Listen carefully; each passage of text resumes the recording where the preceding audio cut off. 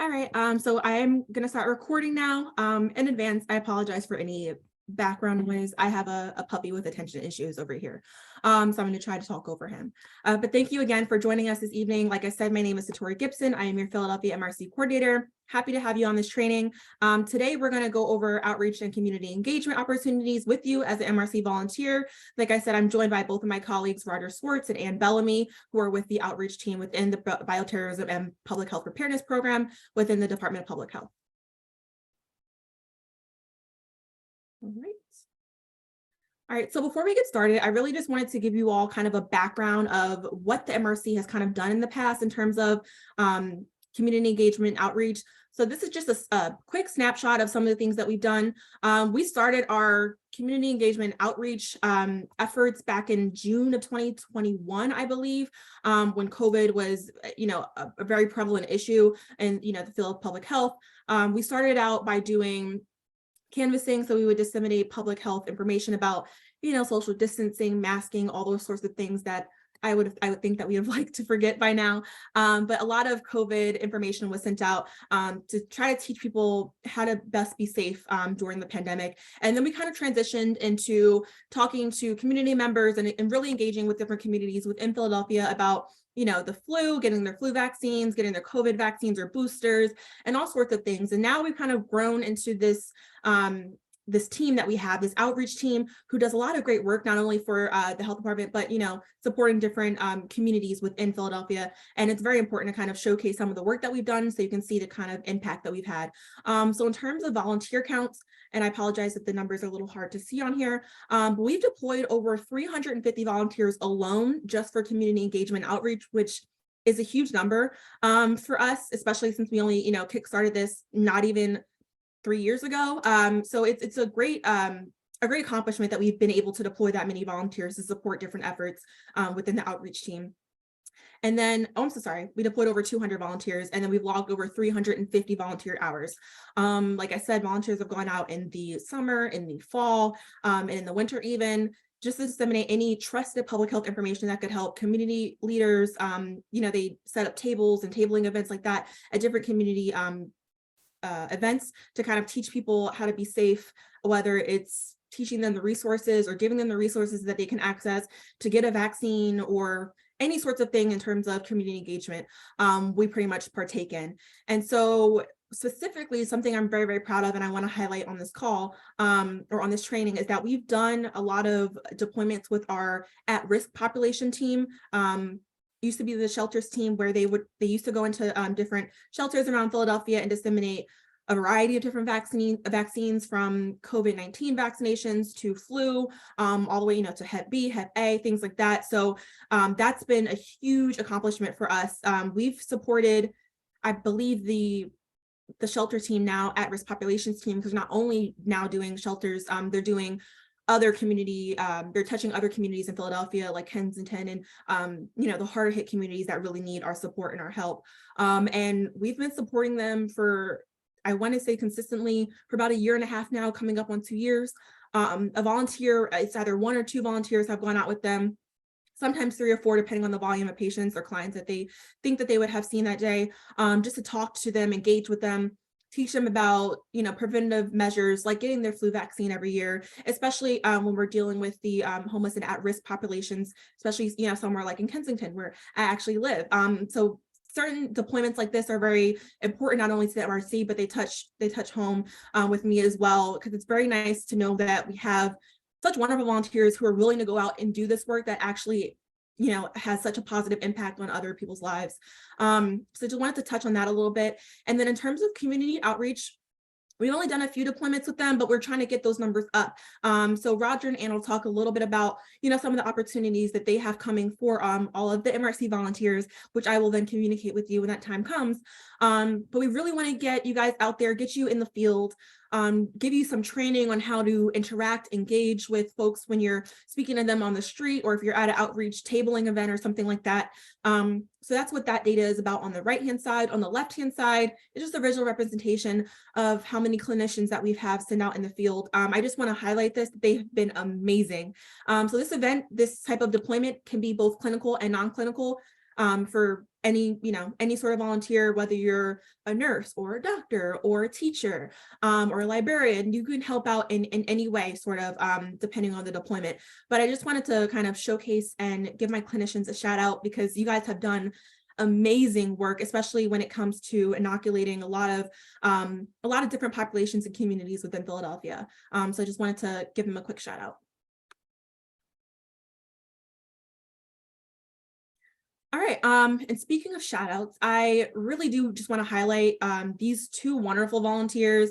I think I saw Julie on this call. I hope she's on this call as well. And there are many others, but these have been two of the volunteers who have logged the most hours by doing community engagement and outreach deployments. So Julie Kraus is one of the nurses. She's been with the MRC, I don't even know for how many years. She's amazing. She's always coming out to support us in any variety of events and deployments that we've done. But she alone has logged over 58 hours with the at-risk populations team.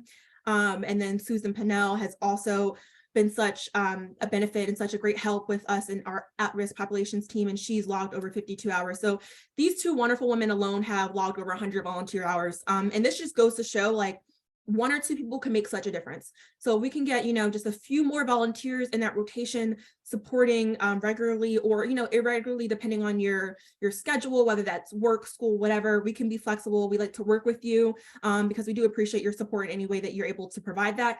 So I just wanted to give these two volunteers a quick shout out. And I do like to do this for volunteers who kind of go above and beyond and consistently stand out in any way. So just thank you to both of you so much for all the work that you've done. Okay, so I'm going to walk you through the volunteer deployment process. So in order to deploy, I mean, you all know, you're all on this call, so you kind of know what my process is. Everyone has to register to become a volunteer. I emphasize that a lot because it's very important for us to still follow the same protocols and procedures that are put in place to just make sure everyone is aware of where they're supposed to be, make sure we have accountability, make sure there's liability, all those sorts of things. So, first thing you do is sign up to become an MRC volunteer. Once you do, you'll get an acceptance email, and you'll also receive emails about potential upcoming deployments, which I just sent out. This is how you guys sign up for this training, for, different trainings, different deployments, things like that. I always put together, surveys to kind of send out to you guys. So once you're registered, you become a volunteer, you can sign up for those deployments. Once you fill out that survey that I typically send out, you can then, select which deployment or training you would like to do. And based off of your selections, I myself will then staff you or deploy you pertaining to the volunteer request that was made to me. And just to give you guys a little bit of background of what that looks like. So whether it's the fire department, whether it's Roger and Ann and their outreach team, or someone else from within the public health department, everyone has to submit a form for volunteer support, basically requesting us to send you guys out into the field to support whatever their efforts are. And so once I receive that, review that, deem that it's appropriate for volunteers to kind of participate in, I'll then send you guys that survey, and then you guys sign up that way. Once I then staff you or select you for a specific deployment, I will then send you your deployment summary, which everyone should be familiar with at this point. It basically has all the pertinent information that you will need for that specific deployment. So whether it's meeting location, your MRC point of contact, which will either be myself, or in a situation like this, will be Roger and Ann. If you're going out into the field with them, I may pop up and surprise you, you never know, but you will always have, a lot of that important information that you need to know before you even get to that deployment date. That'll all be sent to you in your deployment summary. And if you have any questions about that at any point, feel free to ask me or, send us an email back, and I'll get back to you as soon as I can. I'll also be listing my personal telephone number at the end of this presentation, just so you guys always have my contact information. It's really easy to kind of get in contact with me that way, whether you text me or call me or things like that. And then so once you are selected or staffed for that specific deployment, and you receive your deployment summary, and you confirm that you have accepted that deployment, which is very, very important, especially when doing any outreach and engagement deployments, we need to know for accountability purposes also, who's coming, who's saying for sure, I confirm that I will be there to support. And that's also important because Roger and Ann and their team, they put together a lot of informational packages, or whether it's, bags that they're handing out or giveaways, things like that. They pack them in terms of how many volunteers are going to be there to support that event. So again, it's just in terms of accountability, it's really important for us to get that confirmation from you that you were able to support that deployment. And once you do, everyone kind of knows the drill now. Once you arrive on site, you'll meet with your MRC point of contact. Again, that'll normally be myself or Roger, Ann, or whoever else will be identified for that specific deployment. You'll check in with them. Everyone knows that you have to sign in, before you can even begin volunteering. That's also very important for us. I'll talk about that a little later as to why signing in is important, but you also have to sign both the liability and confidentiality waivers before you can even begin your deployment. This is to protect both you and us. If you have any questions about that at all, please feel free to reach out and contact me directly. Okay, so in terms of training, you will receive on-site training, which we like to call JITs, or just-in-time trainings. Depending on your deployment, whether it's to go with Roger and Ann to do something with outreach, whether it's to support a flu clinic or a COVID-19 event, something like that, it doesn't really matter. Any deployment that you will arrive to, you will receive a JIT, or just-in-time training. We want to make sure that you are very clear as to what your roles and responsibilities are. And then, of course, leading into roles and responsibilities, I'm going to talk about scope of practice. So clearly, if you're a non-clinical volunteer, you're not to do anything clinical, like starting anyone's IV. If you're a clinician, of course, you kind of know what you're there to do. It'll be clearly outlined for you. But we just ask that you kind of stay in your lane, stay within your scope of practice, don't overstep. If you have any questions or anything like that the day of your deployment, please reach out directly to your MRC point of contact. They can give you a little bit more clarity and direction on exactly what your roles and responsibilities are. If you have questions about your scope of practice and don't really know, whether you're a recent meds grad student and now you're licensed and you're a little confused about, just ask us. We're happy to clear up anything for you. I already mentioned the MRC point of contact. Like I said, it'll be myself or someone who's identified to support you. There will always be an MRC point of contact. I am never going to send you guys into the field or into any situation where you will not have that support. It's very important for you guys to know that you have that support, whether it's mine on site or someone else's from my team. Everyone on my team, before even deploying with you guys or, being there with you, I give them a quick rundown of what to expect, what to do, the procedure, protocols, all that kind of stuff. So please know that you are in great hands when you are out in the field with anyone from the health department. And like I mentioned earlier, if you have any questions or concerns about your deployment, please contact us at mrc@phila.gov. Again, you can feel free to reach out to me personally when I list my direct number a little later on in the slides. If you have a family emergency or something emergent comes up and you are no longer able to make that deployment, please just let us know. We will not be upset or offended or anything. We just want to know for accountability purposes, just so we know who's there, we just want to make sure that everyone is situated. So if you're not able to make it, please just let us know. We may call in another volunteer to help fill that role. But it's great to have all the information before going into the deployment. So if you have any questions, please ask us. If anything comes up, please let us know. All right, so these are pretty self-explanatory, but I just want to go over them really quickly with you all. These are your typical deployment do's and don'ts. These apply to every deployment, not just specifically anything with the outreach and engagement deployments, but every MRC deployment. Please just use these as a rule of thumb. So in terms of do's, please always respond to your deployment summary, confirming if you are able to deploy for that event. If you receive your deployment summary, if you have any questions about it, if you're not sure about anything, please make sure that we can clarify anything for you before you arrive to your deployment so that you're ready to go when you get there. It's okay if you arrive and you still have questions. We're happy to answer anything, but we just try to get all those questions out of the way beforehand. It just helps for a more seamless deployment day. Again, if you're feeling ill in any way, COVID should have really drove this home for everybody, but if you are feeling ill in any way, please do not feel obligated to deploy. We much rather you stay home.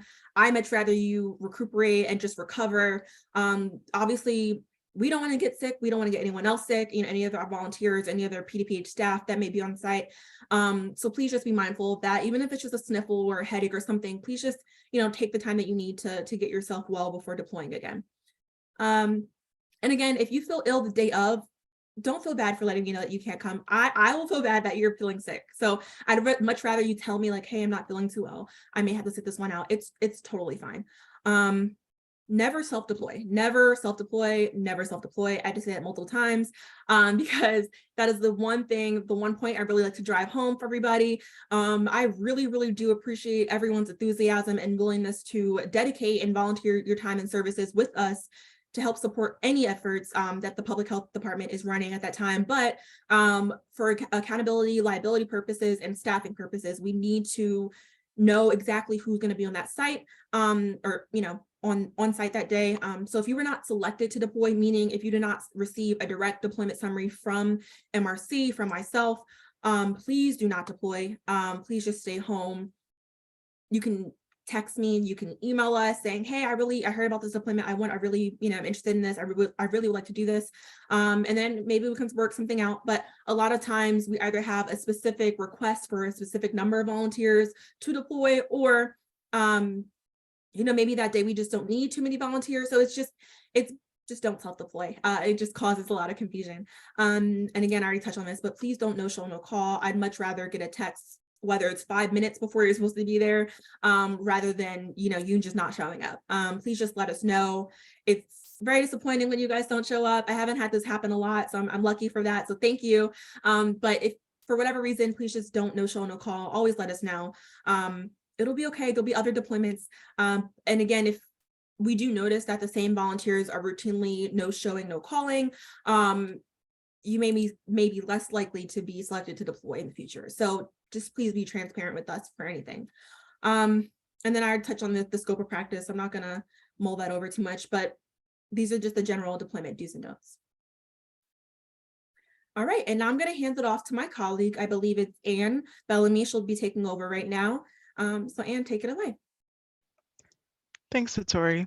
So we'll begin this section with an introduction on our outreach unit within our program. Next slide, please. The Public Health Preparedness Outreach Unit aims to maintain an inclusive emergency response, which means we must be attentive to the needs of key stakeholders. We make efforts to understand what communities need to prepare for and respond to public health emergencies. We work collectively to provide support while offering timely guidance and resources. We look at the social determinants of health that can create barriers for community resiliency, such as poverty, violence, racism, health inequality, lack of cultural competency, and additional hardships. Our unit focuses on the most vulnerable Philadelphians who happen to be at risk during public health emergencies. This includes individuals with access and functional needs, those who experience multiple crises, and communities who speak a language other than English. Next slide, please. So what does the outreach unit do? We partner with organizations and other agencies to help communities build resilience and prepare for emergencies. We communicate up-to-date and trusted information as a public health emergency is happening. An example of this was our weekly COVID newsletter with important updates that was emailed to our partners. We work with various groups to educate the public on vital safety methods to stay safe. We train staff and volunteers in public health response. We test public health emergency plans. Next slide.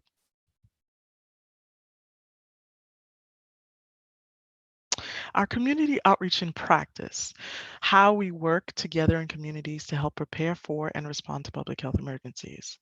As I've mentioned before, this is done through various trainings and presentations. We distribute educational materials through brochures, flyers, newsletters, and FAQs, which are frequently asked questions, and guides, as well as other documents to help educate the community. We host resource tables, as Satori has mentioned, or mobile information desks at community events, so residents can have a reliable place to ask questions. Next slide. We also do door-to-door canvassing in residential or business areas, which Roger will highlight later on in the presentation. This is a forum for us to get to know the communities we work in and offer information through face-to-face communication. We also serve as representatives of our program at community meetings or town halls, where we continue growing our connections between Philly residents and PDPH to make public health preparedness accessible. And lastly, we do this via the Community Response Partner Network, or CRIPN, which consists of over 300 community and faith-based organizations who signed up to receive critical information on public health emergencies to share within their networks. Next slide. So our unit has a responsibility to be knowledgeable of the few common public health hazards that happen seasonally. We should understand how communities may experience these hazards and the impacts they have on them. In doing so, we've developed educational campaigns to make sure the most up-to-date seasonal information is available. Next slide. So, can anyone think of any common seasonal hazards we may need to prepare for?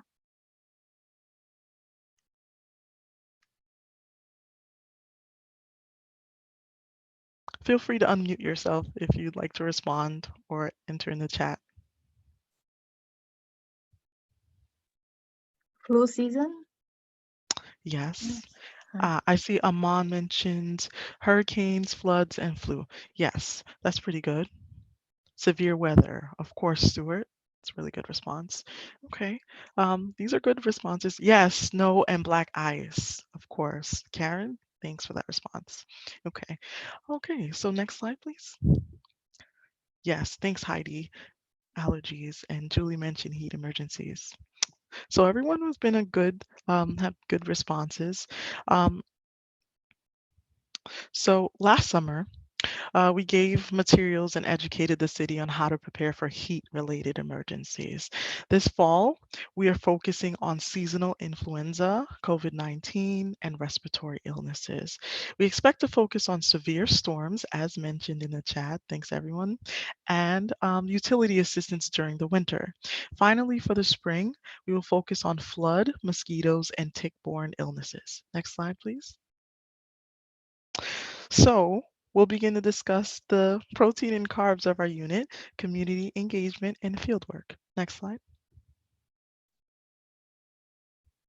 Okay, for our resource tabling, also known as the mobile information desk. Next slide. Okay, so we started off with the goal to build rapport with key stakeholders, right? In either low or under vaccinated areas. It is important to note that as a city agency, there has been collective historical experiences that have led to feelings of distrust within Philly communities. These feelings of distrust would happen when we would discuss flu, COVID-19, and other vaccinations. So we started tabling to increase vaccine confidence through interpersonal communication. So we wanted to provide a safe space for folks to learn accurate COVID-19 information through an onslaught of misinformation that was out there and additional support for vulnerable populations. Next slide. Okay.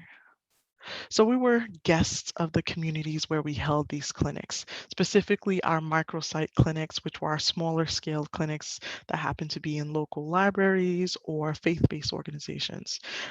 Many people had questions and they wanted answers that helped them feel at ease. Many people believed that the COVID-19 vaccine showed up quickly, and this led to a myriad of reactions from people. We were faced with misinformation and we did what we could to counter that. Eventually, we began to have additional resources available. We've since expanded to utility support services, food insecurity support, and benefits assistance services such as Benefili. Next slide. So we were tasked on giving people accurate information. Therefore, if there's a wait, pretty much? Yes. Therefore, if there's a clinical question that isn't within your scope of practice and or expertise, it is okay to say, I'm unable to respond to this, but I can connect you with the right person to speak with. As MRC volunteers, you can take their contact information if they're comfortable with sharing it with you, and we can get accurate health information from the clinical staff on the site.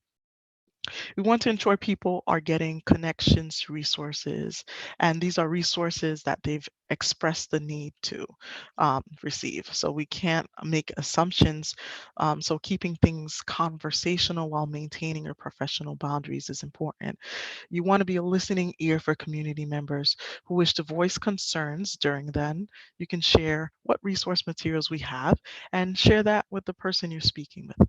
Next slide. Okay, so I would like to reinforce the fact that we must understand the significance of PDPH in certain spaces.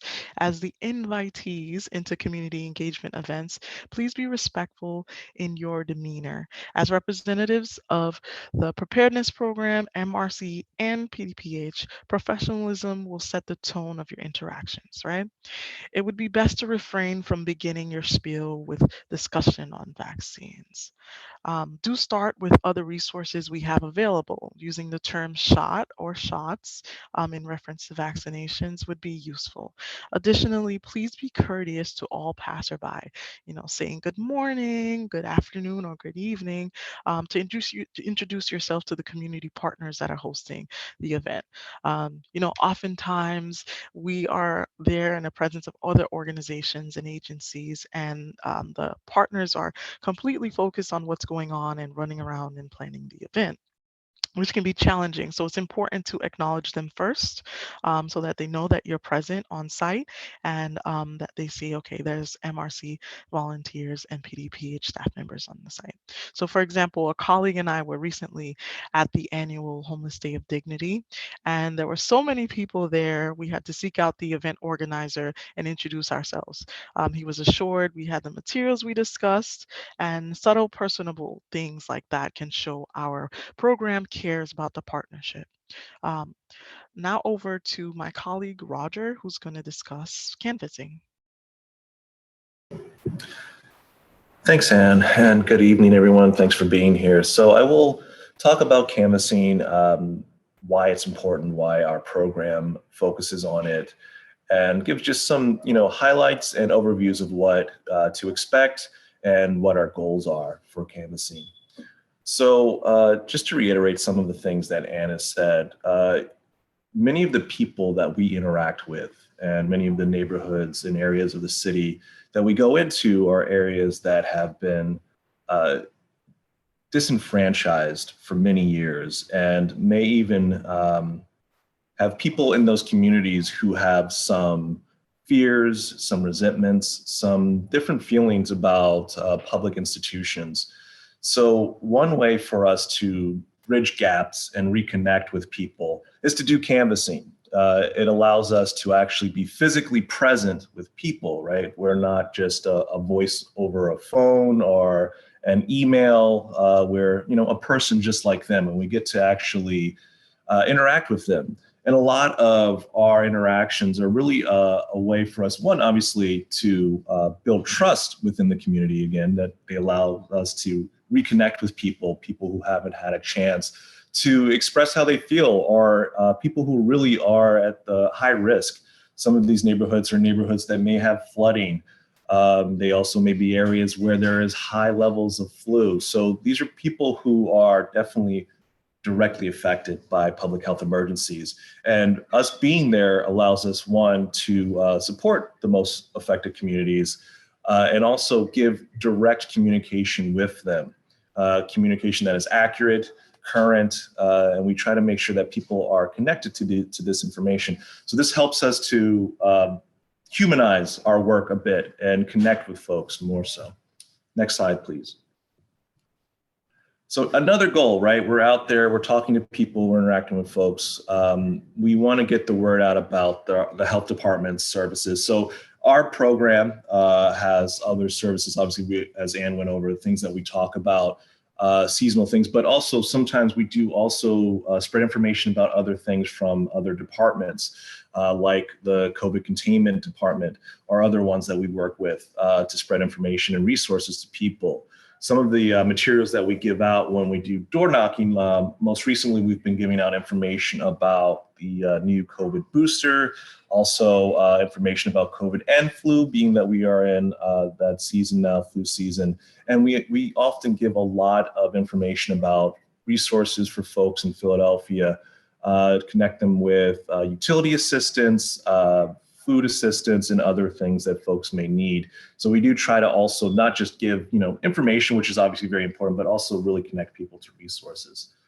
And as I stated, we definitely want to share accurate and current information directly with the community. You can hear things over the news, you can hear all sorts of information online, which is, we're in the age of disinformation. This allows us to, spread the word directly with people, and ideally they get to spread it with their own community. Next slide, please. So what should you expect when we go out canvassing? Canvasses are usually between 2 to 3 hours.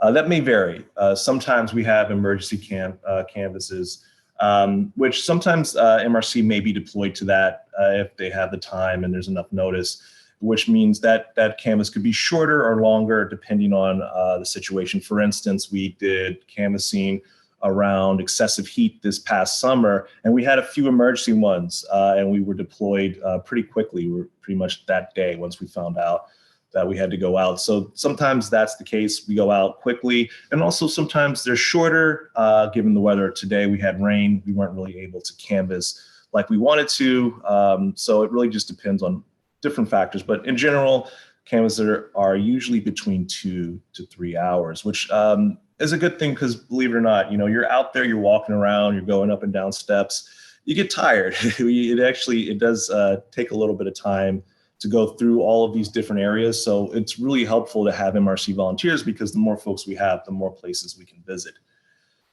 Most interactions with people are short. A lot of times you're going to knock on doors and you're not going to get an answer. Oftentimes we go out during the day. So we're there, late morning, early afternoon. And a lot of people aren't home. During the height of the COVID pandemic, when we started doing a lot of door knocking, we interacted probably with a few more people per house, or per knock, I should say, because more people were home, but a lot of people are, back out and work and school, and there are not as many folks at home. But still, when you interact with people, they're often really appreciative. A lot of times, when people think about someone knocking on their door, they're thinking that someone's going to start talking to them and trying to sell them something they don't want.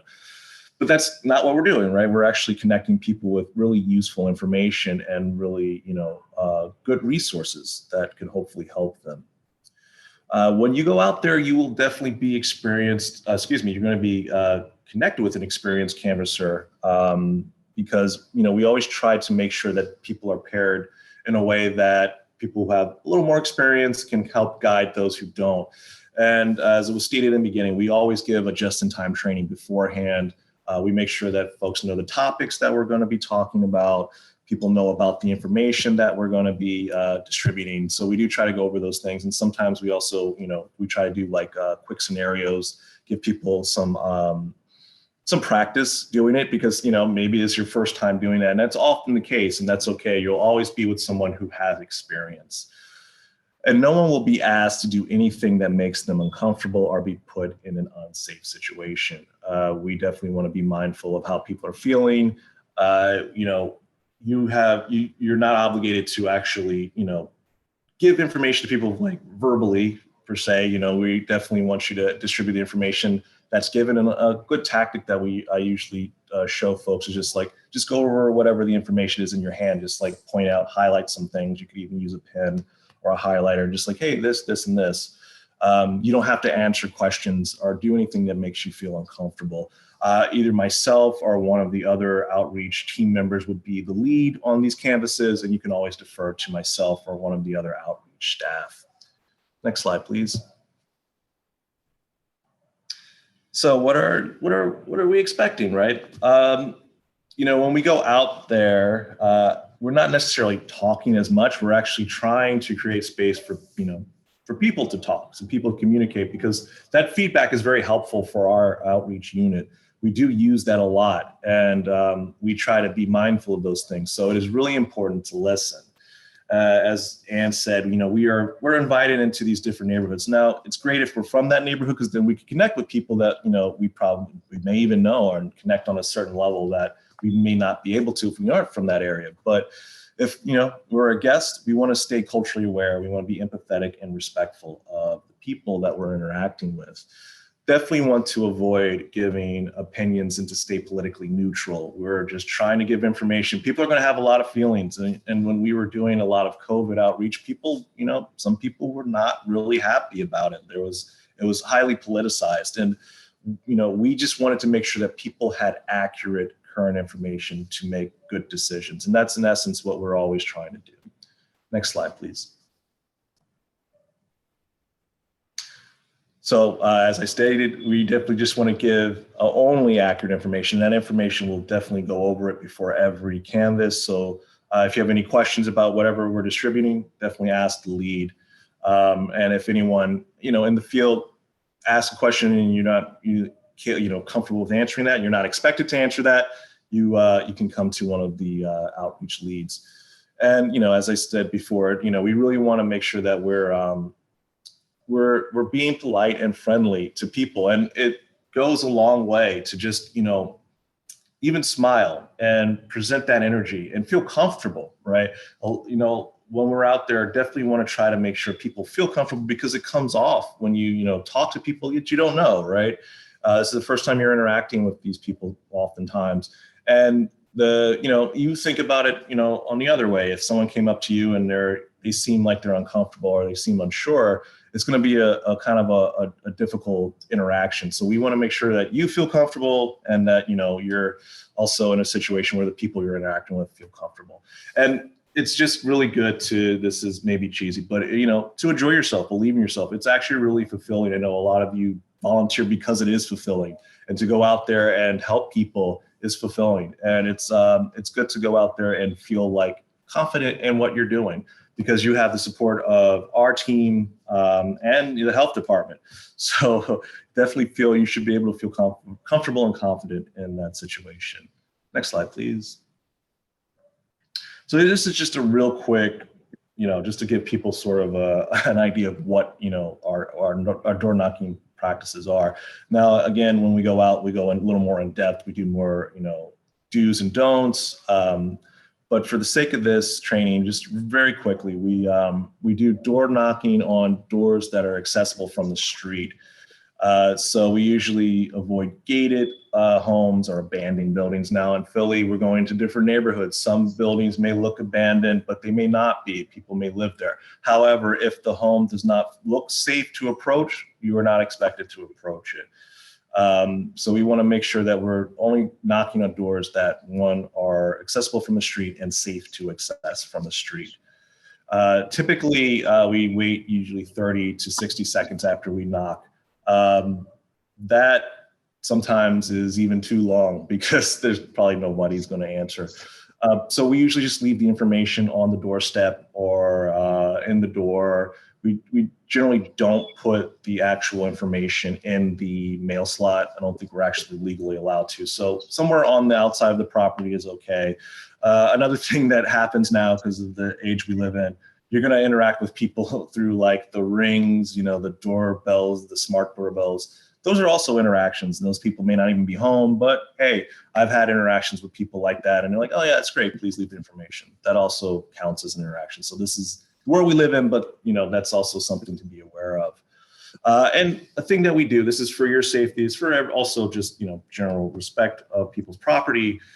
We usually tell people to, once you knock, step back 6 feet. That's a general rule. Safe, kind of have a safe distance, and it's also respectful for yourself and the person and their property.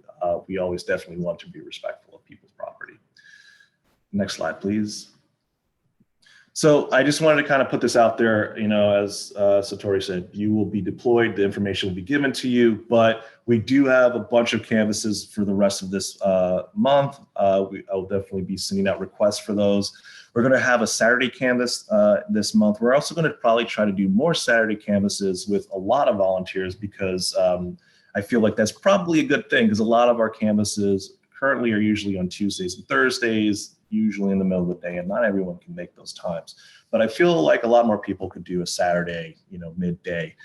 So we're going to try to have a couple of those coming up, including this month. And we will be doing some form of canvassing over the winter, weather permitted. We may do, maybe not be out there for 3 hours, maybe 2, depends on how cold it is or what's going on with the weather. But we will try to have some of those. So we will be definitely requesting more MRC volunteers for all of that. And I'm going to actually pass it back to Satori. Thanks, Roger. Let's go to the next slide. So as I mentioned earlier, here is my contact information. Here's just the contact information in general for anything MRC related. everyone, should already have your CERT-PA account. You can message us through there, but I would recommend either shooting me a text, or you can even email us at mrc@phila.gov. I always like to brag about you guys. I do my best to highlight all of the wonderful things that all of my volunteers have done on the Philadelphia MRC LinkedIn page. If you're on LinkedIn, please connect with us.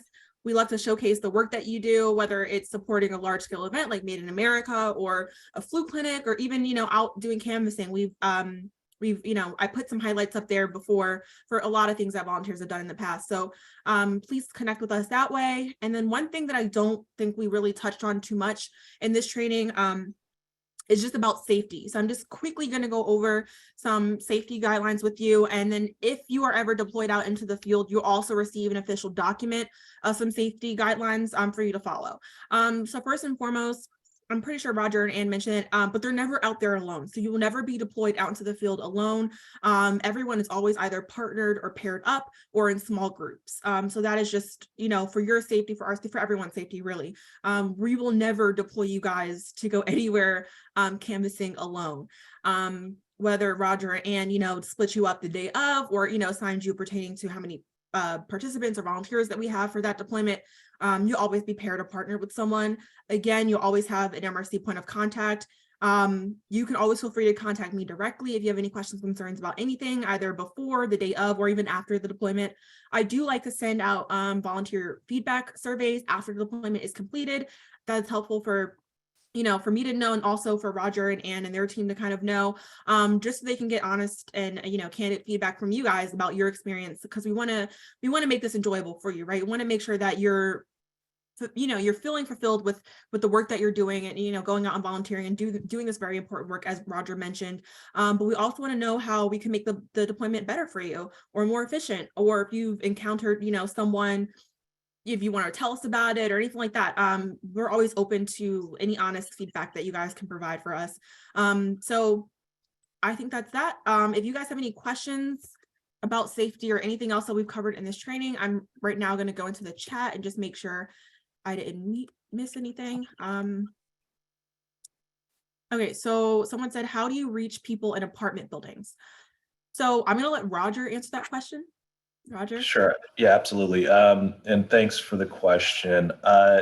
So currently, we've been mostly focusing on homes, maybe single family homes, apartment buildings, for instance, that require you to have entry into. We don't really always have that sort of access, and that's a special type of canvassing, which would probably lend better to something like a tabling event at that facility, because then people could come to it more so than like an apartment building. So typically, like big apartment buildings, like there's obviously like 3-unit ones that are small home ones. We just leave materials in the various apartment areas. But like big buildings, no, we haven't really focused on that. There's a organization that we partner with often called Philly Counts, and sometimes they arrange with special canvases in specific buildings, but those things often have to be arranged with the buildings themselves, which we've had a pretty small unit. We don't have as much capacity as, say, Philly Counts. So if we do have the ability to do like apartment canvassing, we definitely will, and definitely will, recruit folks from the MRC to help with that. Thanks, Roger. That's kind of the end of our training. I hope we were able to give as much information for you all as we possibly can. Like I said, if you have any questions, please always let us know. You can reach out to any of us directly. Thank you, Charito. I appreciate that. And Heidi, I really do appreciate every one of you MRC volunteers. You guys are amazing. You consistently go above and beyond, and you make my job worth showing up for every day. And I really mean that. We look forward to doing more events. Like Roger said, he'll be sending me, some requests my way pretty soon. And then I will let you guys know as soon as those opportunities present themselves, and we'll get you guys out there in the field. If at any point, if you need me, you know where to find me. Thank you to both my colleagues, Roger and Ann, for this presentation. Really, I think everyone enjoyed it. I'm reading the comments right now. Yeah, that's it. And I hope you guys have a great evening and have a great tomorrow. And thank you so much. I'll hang around for a few minutes if anybody has any lingering questions. but that's the presentation and training, guys. So thank you again.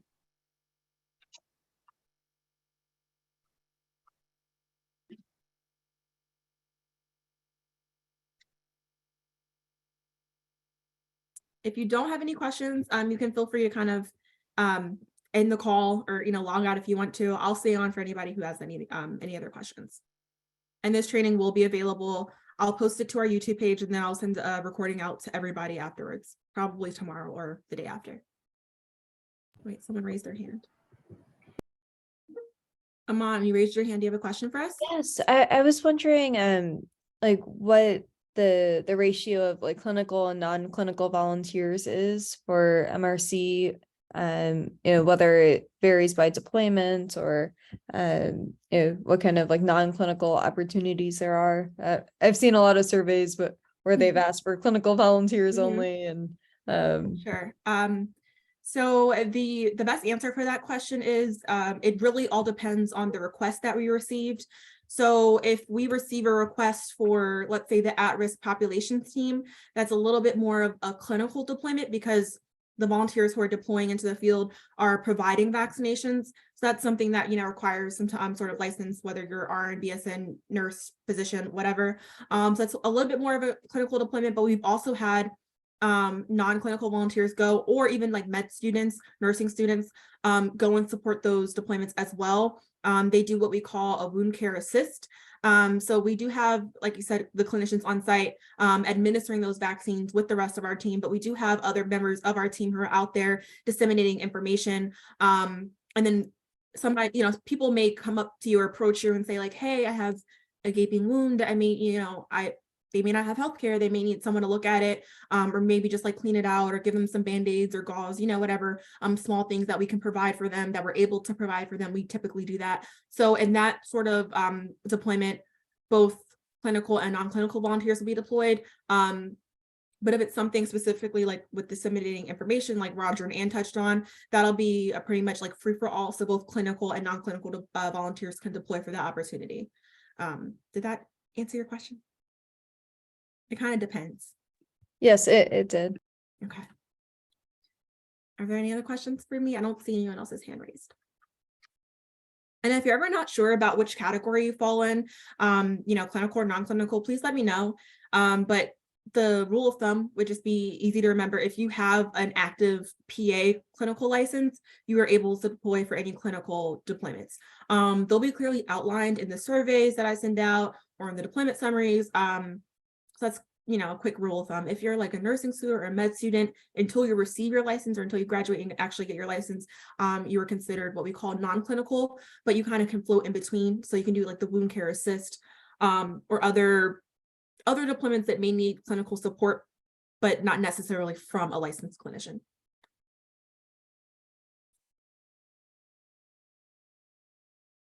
Okay. Well, I think we came in just under 5 minutes to go. Again, and for everyone else who's left on the call, thank you so much. I really do appreciate it. I don't see any other questions or comments or lingering thoughts in the chat. Thank you to everybody who, joined this training. Again, I'm seeing all of your comments and we really appreciate it. I'm going to go ahead and sign off now since I don't see any other questions. But again, thank you all and I hope you have a great night.